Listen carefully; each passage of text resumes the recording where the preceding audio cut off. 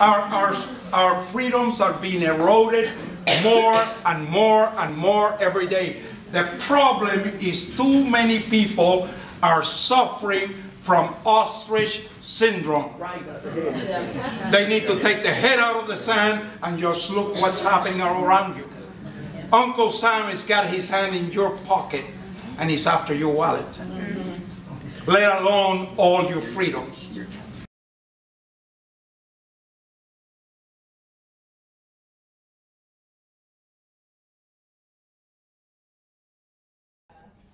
So yes, Ted Cruz is amazing, but I will tell you that through everything that we fought through in Texas statewide, there is one person that was the glue to the entire Cruz campaign. He probably outworked us all, in fact. So ladies and gentlemen, I'd like to introduce Rafael Cruz. Thanks, Katrina. Bless you.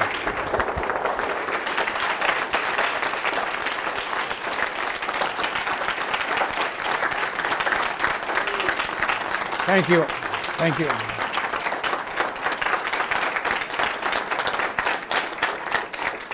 Thank you very much. And before I say anything else, I need to say thank you to Freedom Works. Without the passion, without the hard work that Freedom Works took into the race for Ted Cruz, it would not have been possible. The biggest, most exciting, most energetic rally in the whole campaign was the one that Freedom Works put together at the American Airlines Center with over 16,000 people. Thank you, Matt. Thank you. So, without you, this would not be possible. Today, I had the opportunity of meeting several people from North Carolina and other places that told me we spend a lot of time on the phone calling for Ted Cruz. So thank you to each and every one of you. And I just want to talk to you a little bit about history and how history parallels and repeats itself. And in the jaws of the defeat that we had on a national basis last November, where do we go from here? I was born in Cuba, and Cuba, when I was in my early teens, Cuba became engulfed in a very bloody, very oppressive military dictatorship that began in 1952. I was 13 years old. The dictatorship of Batista began killing everyone that disagreed with them. It was a military oppression. There was a lot of corruption. The mafia operated freely in Cuba. And the military would come to any kind of establishment pretty much in the same way that the Chicago mobsters operated in the 30s with protectionism. They would come into an establishment and say, well, Matt, you know, I don't think your restaurant will pass health inspection. And then this little sergeant would say, you know, I've been thinking about going to Miami with my family for a week, but it's going to cost me $10,000. And either Matt came out with $10,000 or this sergeant would close his place. And of course, those who dared to oppose were killed. Thousands were killed. And of course, as is happened with every revolution, where do you think it started? It started in the high schools and universities. So I found myself at 14 years old involved in a revolution. And so I spent nearly 4 years involved in sabotage and propaganda and trying to collect weapons and training and so on and so forth. During this time, a young charismatic leader rose up talking about hope and change. His name was Fidel Castro. And we all thought he was the savior of the country. So we blindly followed him.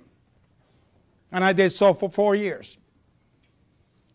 1957, I made the mistake of trying to recruit somebody who was a government informant. And so I found myself not in prison because Batista tried to operate as if he was doing everything above the law.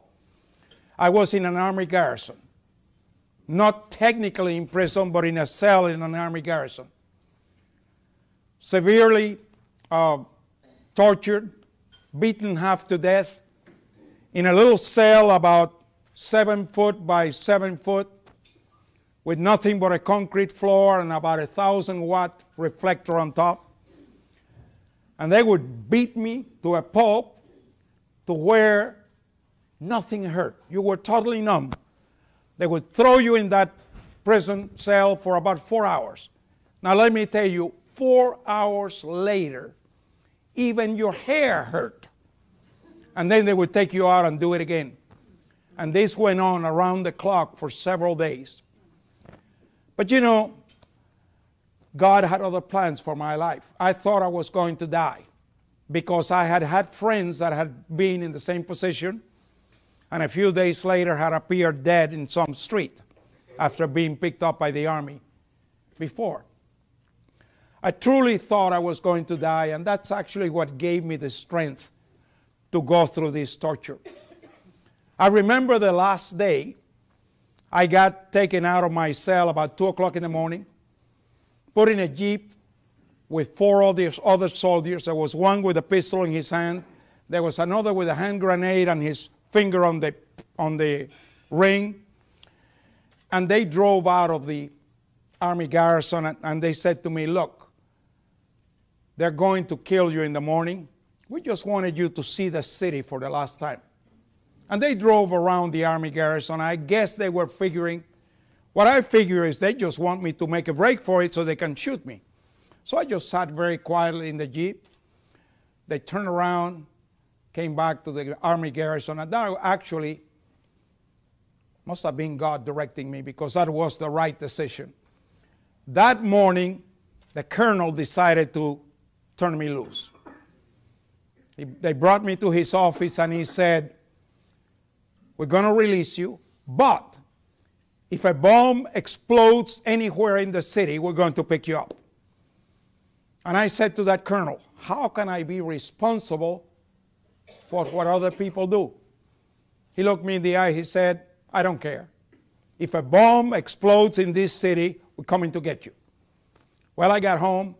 My father took me home. I was 18 years old. And I had been home for about an hour, and a lady from the underground, whom I didn't know, came and said, look, you're being followed. There are 2 people assigned to follow you around the clock in shifts of 8 hours. She brought me to the window of the living room. She said, you see that guy in that corner and that guy in that other corner? Those are the 2 assigned to follow you now.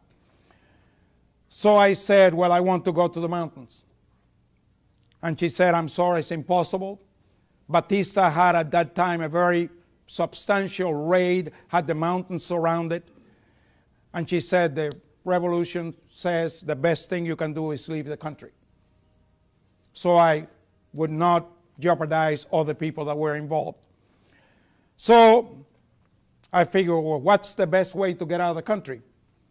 I know, I'll apply to a university in the United States and leave with a student visa. I wrote 3 letters, a letter to the University of Florida, a letter to LSU, and a letter to University of Texas. UT was the first one to accept me, and that's how I became a Texan.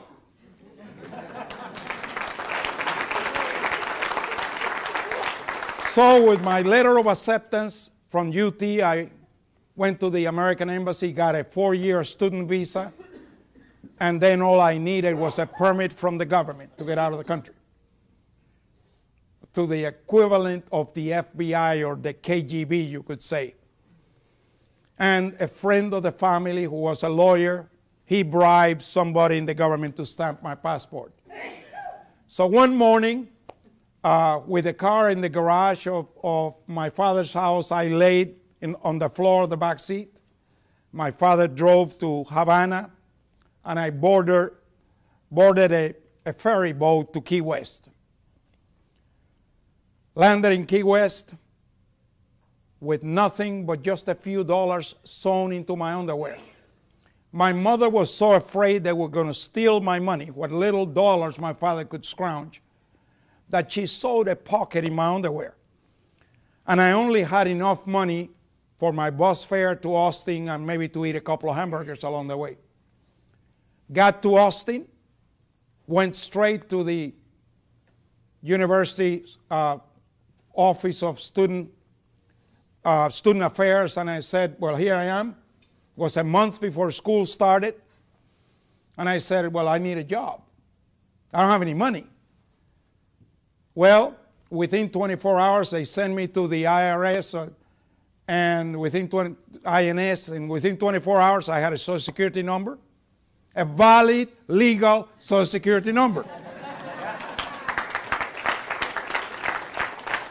And because I needed to work to pay for my university. I couldn't speak a word of English, so the obvious job was being a dishwasher. You don't have to talk to anybody to wash dishes.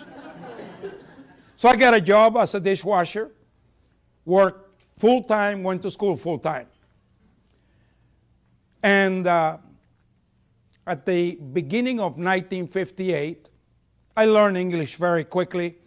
And at the beginning of 1958, I started speaking at different Rotary clubs around Austin, Texas, in favor of Castro. I still thought he was the savior of the country. January 1st, 1959, Castro takes over, and I went back to Cuba that summer. And I got the shock of my life.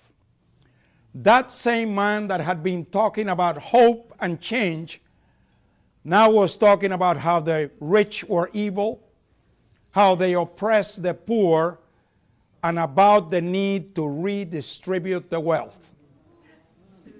And along with that, there were several things that were instituted by the Castro regime. My mother was an elementary school teacher. She taught 6th grade. And the Castro regime told all teachers they had to teach Marxism in school. And my mother did something for which I'm extremely proud. She walked one day into her 6th grade class and faked an attack of insanity. She began foaming at the mouth, screaming, running up and down the halls, pulling her hair in the middle of her classroom. And so she was dismissed for reason of mental illness. And in her own words, she said, I would rather suffer public humiliation than poison the minds of children with communist indoctrination. And I'm extremely proud of that stand.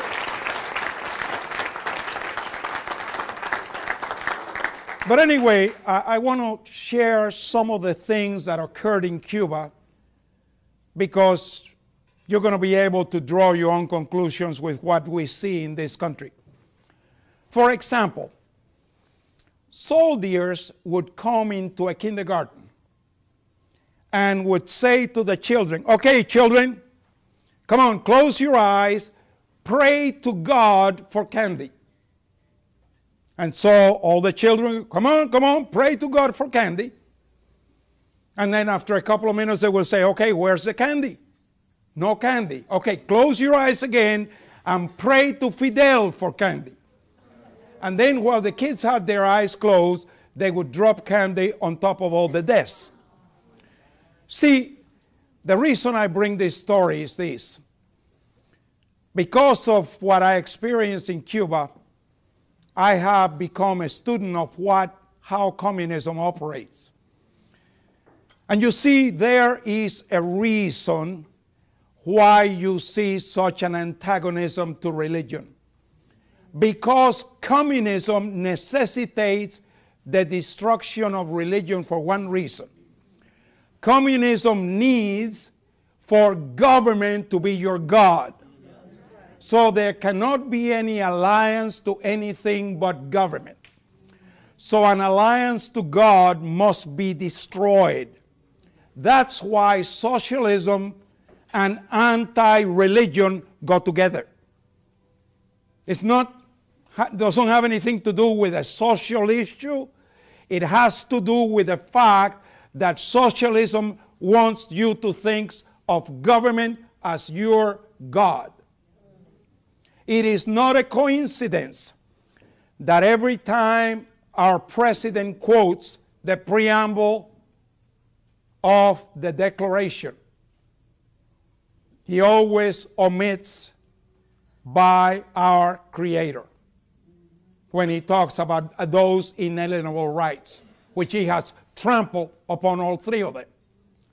But he omits those words because he wants you to think that those rights come from government. But let me warn you, if government is the one who gives you those rights, government can take them away. And so there is this antagonism to religion just to eliminate that alliance.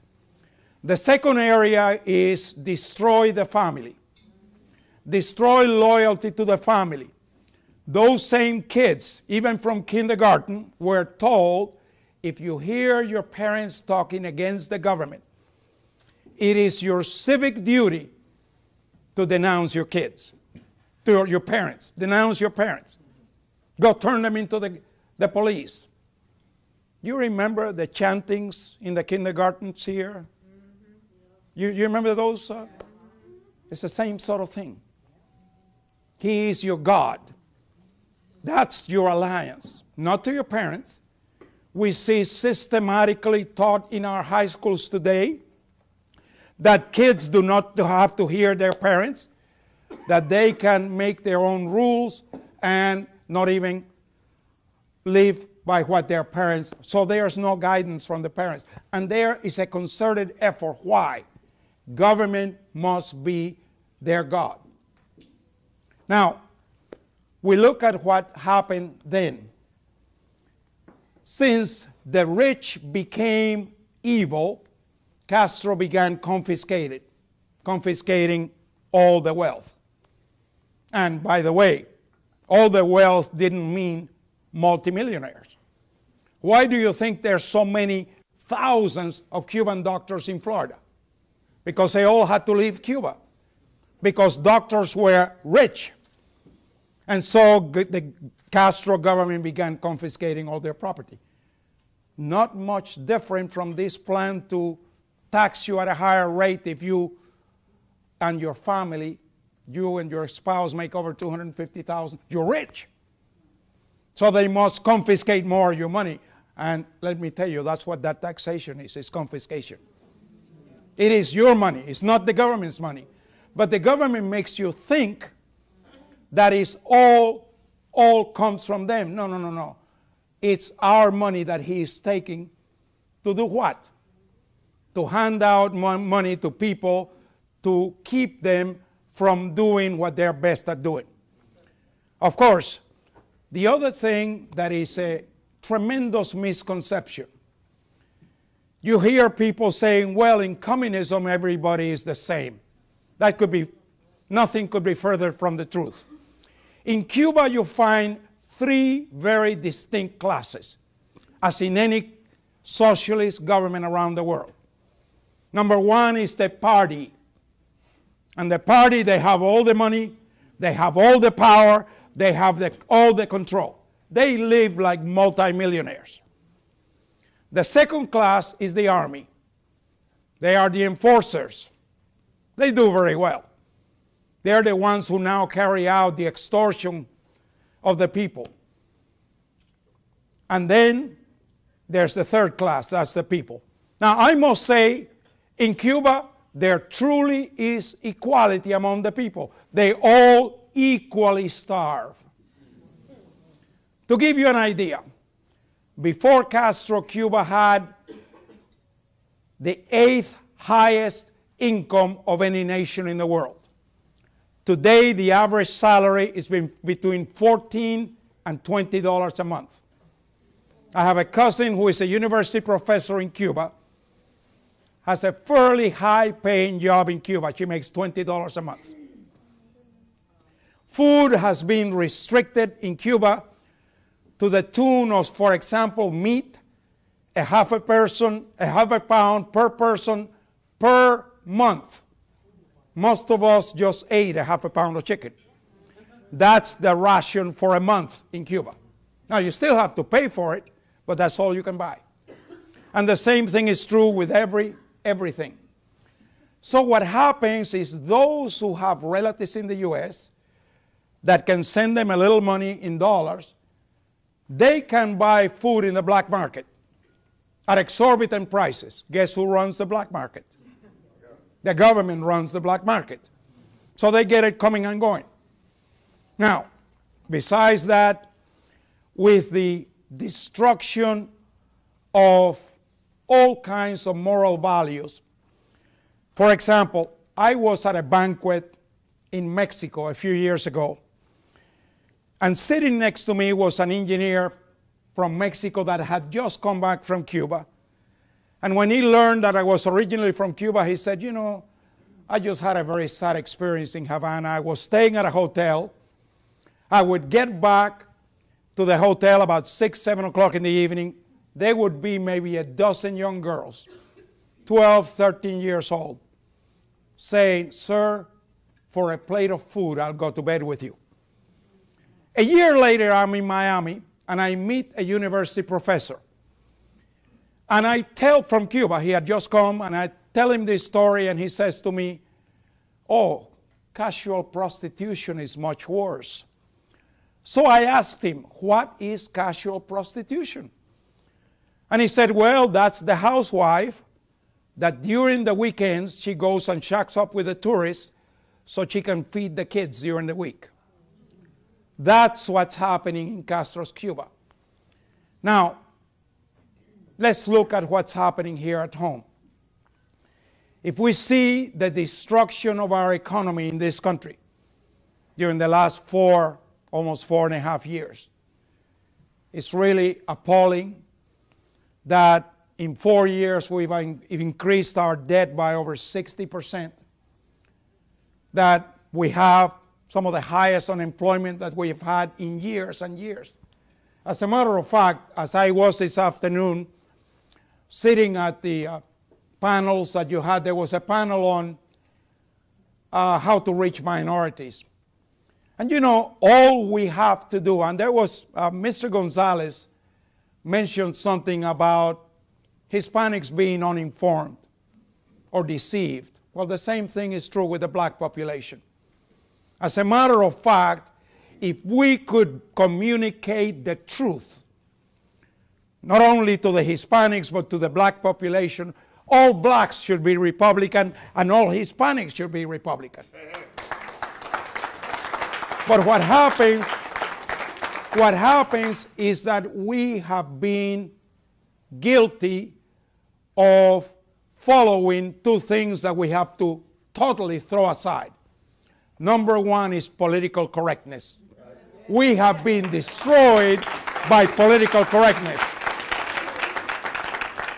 And we must learn to tell the truth unequivocally. Now, I'll tell you, let's talk about the black population. All the civil rights that the African Americans have obtained have come from Republicans. But you know what? Democrats took the credit. And Republicans could not communicate the message. With Hispanics, it's the same thing. I mean, you just look at the core principles, the core values of Hispanics. They're highly religious, strongly pro-family, strongly pro-life. As a matter of fact, Hispanics have the highest percentage of enrollment in the military of any ethnic group. Highly patriotic. Let me tell you another one, and this one is going to shock you. According to the last census, there are 50 million Hispanics in this country. 2.3 million Hispanic-owned small businesses. According to that census, the last census, the average family, Hispanic family, is 3.1 persons per family. So that means it's about 17 million families. 2.3 million Hispanic small businesses. That means 1 out of every 8 Hispanic families own their own businesses. They are highly pro-free enterprise. All of those are Republican values. Then why are we losing 71% of the Hispanic population to the Democratic Party? You know, I was speaking on the radio in South Texas, and I was speaking to Hispanics, and I said, you know, you probably vote Democrat because your parents always voted Democrat, and your grandparents always voted Democrat. But let me tell you something. 30 years ago in Texas, there were 2 parties, liberal Democrats and conservative Democrats. Looking at your principles, your values as Hispanics, in all probability, your parents were conservative Democrats. The conservative Democrats of 30 years ago are Republicans today. And we need to communicate this message to Hispanics that are voting Democrat because daddy and granddaddy voted Democrats. They were very different Democrats they voted for. Now, look at the unemployment picture. Among Hispanics, over 10%. Among African American, 14%. If we look at youth unemployment, in the African American community is what, 30, 40% unemployment? Among Hispanics it's in the 20th. Why are they voting for more of the same?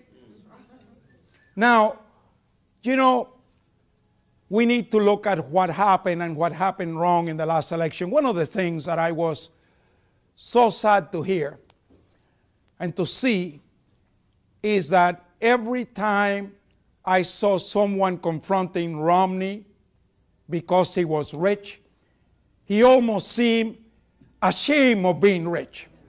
Instead of championing, yes, I'm rich because this is the land of opportunity and you can be rich too. Yeah. Let me help you achieve the American dream.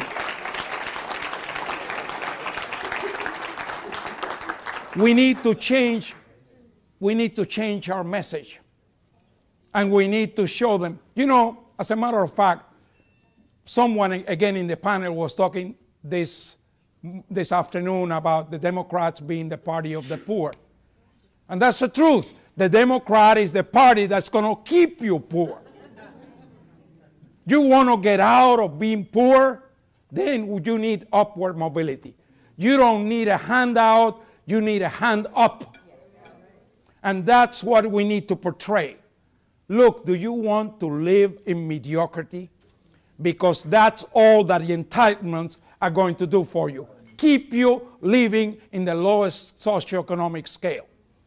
Let me give you a hand and move you up and start up that economic ladder because this is a land of opportunity. I came to this country without speaking a word of English, without a penny, worked full-time, 40 hours a week, went to school full-time, opened my own small business, ended up being a multi-millionaire. If I can do it without even knowing the language, anybody can do it. All it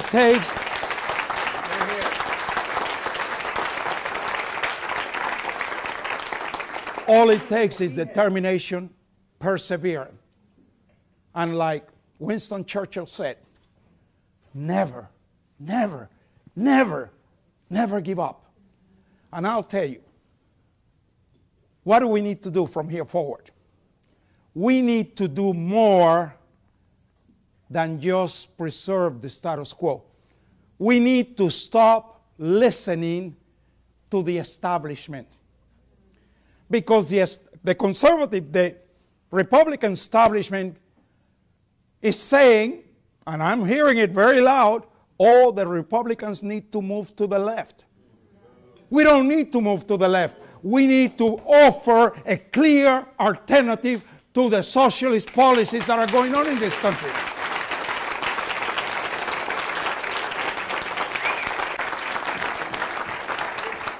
We need to stand for principle. And you know something else? I heard also someone saying this afternoon in this panel, well, if the Hispanic population keeps growing, we're going to lose this country forever. It's always going to be Democratic. It doesn't have to be so. What we need to do is do what Reagan did. You remember the Reagan Democrats? There were a lot of Democrats that voted for Reagan. Why? Because he portrayed a vision. We must offer a vision for the future, not just talk about what's bad with the past. We must offer a clear vision for this country, and then we need for that vision to become a passion. And when it becomes a passion, when you truly have fire in your belly, then nobody can stop us. So I encourage you, don't give up. We have the best years for this country ahead of us. We have an unprecedented opportunity ahead of us. Of 33 senatorial races in 2014, 23 of those are Democrats. Let's go out there and get those seats back to the Conservative Party.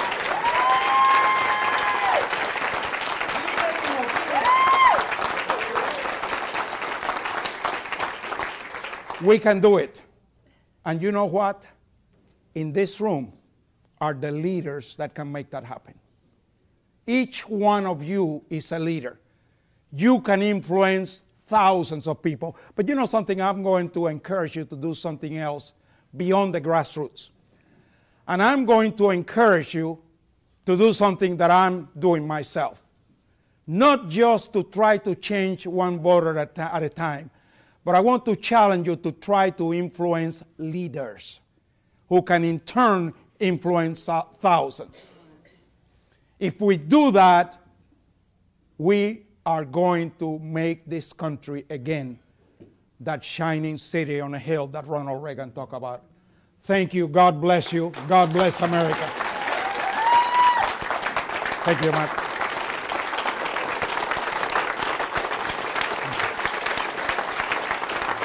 Thank you.